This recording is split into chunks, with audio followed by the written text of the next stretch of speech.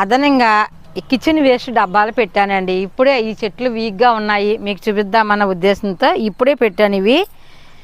ఇంతవరకు నేను వీటికి 2 చెట్ల మయాన్ని ఇంత చిన్న గొయ్యి తీసి దాంట్లో కిచెన్ వేస్ట్ కప్పెట్టానండి. ఇప్పుడు అది చేసి వారం అయ్యింది కదా, చాలా వరకు కంపోస్ట్ అయిపోయి ఉంటుంది మట్టిలోది.